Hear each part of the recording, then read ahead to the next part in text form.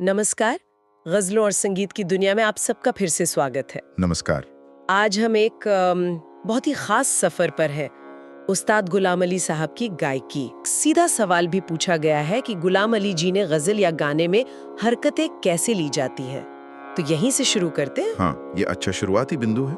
मुझे लगता है ये एक ऐसी कला है जिसमें वाकई कमाल की बारीकी और गजब का कंट्रोल चाहिए होता है। बिल्कुल सही कहा आपने। और इस सफर को शुरू करने के लिए सबसे पहले ये समझना जरूरी है कि ये हरकत शब्द जब हम गायकी में इस्तेमाल करते हैं तो इसका मतलब क्या है। हाँ, ये जरूरी है क्योंकि आम भाषा में तो हरकत मतलब मूवमेंट होता है। संगीत में इसका क्या खास मतलब है, जरा बताइए। देखिए, संगीत में और खासकर भारतीय संगीत में, चाहे वो शास्त्रीय हो या सुगम, हरकत का मतलब है सुरों के आसपास या उनके बीच में जो नाजुक कलात्मक घुमाव होते हैं, या अलंकरण कह लीजिए। हाँ, एक तरह से सुरों को सजाने का, उनमें जान डालने का तरीका। श्रोत भी इसी तरफ इशारा कर रहा है कि ये हल्की फुल्की मुर्कियां या छोटे छोटे मूवमेंट्स हैं। इसमें कई चीजें आ सकती हैं, जैसे मुर्कियां हो गई। मुर्कियां वो क्या होती हैं? मुर्की मतलब कुछ सुरों का एक तेज घुमावदार गुच्छा जो बहुत सफाई और हल्केपन से गाया जाता है, जैसे किसी एक शब्द पर जरा सा कंपन या लहर पैदा कर दी। अच्छा। फिर कणस्वर होते हैं, यानी ग्रेस नोट्स। ये छोटे सहायक स्वर होते हैं जो मुख्य स्वर के आगे पीछे लगकर बस छूकर निकल जाते हैं। द्विमुख्य सुर को एक खास वजन देते हैं, एक नजाकत, और कभी-कभी हरकत छोटी तानों या सरगम पैटर्न के रूप में भी हो सकती है। मतलब बिजली की तेजी से कोई छोटा सा सरगम पैटर्न ले लिया। तो ये वो चीजें हैं जो गाने को सीधा सपाट होने से बचाती हैं, उसमें रंग भरती हैं। बिल्कुल। लेकिन यहाँ एक बहुत बहुत जरूरी बात है जिस पर श्रोत खास जोर देता है। क्या? कि गजल गायकी में इन हरकतों का इस्तेमाल सिर्फ अपनी टेक्निक दिखाने के लिए नहीं होता। अच्छा। गजल तो शायरी और जज्बात की चीज है ना। तो यहाँ हरकतें बहुत नजाकत से, संयम से और गहरे कंट्रोल के साथ इस्तेमाल होती हैं। इनका असली मकसद होता है शब्दों के पीछे जो भाव है, जो एहसास है, उसे और गहरा करना, उसे उभारना। ये एक बहुत नाजुक बैलेंस है। मतलब हरकत इतनी ज्यादा ना हो जाए कि शब्द ही दब जाए। एग्जैक्टली। इसीलिए कंट्रोल इतना जरूरी है। ये बात तो वाकई गौर करने वाली है। यानी टेक्निक हमेशा भाव के नीचे रहेगी, उसकी मदद करेगी। जी हाँ। अब स्रोत गुलाम अली साहब के इसी अंदाज पर खास रोशनी डालता है। यहाँ से बात और दिलचस्प हो जाती है। उनका क्या तरीका है इन हरकतों को इस्तेमाल करने का? क्या चीज उन्हें दूसरों से अलग बनाती है? हाँ, गुलाम अली साहब का अंदाज वाकई बहुत अलग और अनूठा है। स्रोत उनके तरीके की कुछ खास बातें बताता है। पहली चीज है मींड का इस्तेमाल। मींड? हाँ, मींड मतलब एक सुर से दूसरे सुर तक आवाज को बिना तोड़े फिसलते हुए ले जाना, एक स्मूथ ग्लाइड। अच्छा, स्लाइड जैसा। हाँ बिल्कुल। कई गायक मींड का इस्तेमाल करते हैं, लेकिन गुलाम अली साहब इससे जिस नफासत से, जिस सहजता, मुलायमियत और सुरीलेपन से करते हैं, वो कमाल है।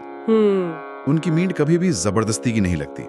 ऐसा लगता है जैसे पानी बह रहा हो, बिल्कुल सहज। सुनने में तो आसान लगता है, पर एक सुर से दूसरे पर इतनी आसानी से फिसलना, बिना आवाज टूटे, ये मुश्किल होता होगा ना? मुश्किल तो है ही, रियाज तो है ही बुनियाद। लेकिन गुलाम अली साहब की मींड में सिर्फ तकनीकी सफाई नहीं है, उसमें गहरी भावुकता भी है। अच्छा, कैसे? वो मींड का इस्तेमाल सिर्फ सुरों को जोड़ने के लिए नहीं करते, वो दो सुरों के बीच का जो भावनात्मक सफर है, उसे दिखाने के लिए करते हैं। वाह। उन्हें पता होता है कि किस शब्द पर किस जज्बात को उभारने के लिए कितनी लंबी और कैसी मींड लेनी है। ये सिर्फ गले का कमाल नहीं है, ये संगीत और शायरी की गहरी समझ है। मतलब मींड भी उनके लिए भाव दिखाने का एक जरिया है। कमाल है। अच्छा, स्रोत और क्या बताता है उनके अंदाज के बारे में? दूसरी अहम बात जो स्रोत बताता है वो ये कि गुलाम अली साहब अक्सर हरकतें बहुत छोटे छोटे सुर समूह में लेते हैं। छोटे समूहों में? मतलब वो पूरी गजल या शेर को लंबी लंबी तानों या मुर्कियों से भर नहीं देते, बल्कि वो किसी एक खास शब्द पर या उसके आसपास बहुत हल्की सी नाजुक सी सरगम या मुर्की का इस्तेमाल करते हैं। जैसे किसी फूल पर ओस की एक बूंद गिरी हो और उभार देती है, उसे एक नई चमक मिलती है। ये तो दिलचस्प है। जैसे पूरी दीवार को रंगने के बजाय एक छोटी सी तस्वीर पर बारीक काम करना। इससे सुनने वाले का ध्यान भी उस खास शब्द और उसके भाव पर जाता होगा। बिल्कुल। और तीसरी चीज, और शायद सबसे हैरत अंगेज बात जो स्रोत बताता है, वो है गुलाम अली साहब का माइक्रोटोनल मूवमेंट्स का इस्तेमाल। माइक्रोटोनल, ये क्या होता है? यानी अति सूक्ष्म सुर। ये वो बारीक सुर कण हैं जो हमारे संगीत के 12 सुरों के बीच में होते हैं। 12 सुरों के बीच में भी सुर होते हैं? हाँ, जिन्हें भारतीय शास्त्रीय संगीत में श्रुति भी कहते हैं। ये बहुत सारे छोटे-छोटे सुर हैं जो दो मुख्य सुरों के बीच की जगह को भरते हैं। श्रुति? अरे वाह, ये तो कमाल की बात है। और गुलाम अली साहब इन श्रुतियों का भी इस्तेमाल करते हैं अपनी गायकी में, और वो भी इतनी महारत और सफाई से कि सुर और भी गहरे लगते हैं। इन्हें साधना कितना मुश्किल होता होगा। बहुत ज्यादा। श्रुतियों पर कंट्रोल पाना, इसके लिए बहुत कठिन साधना चाहिए।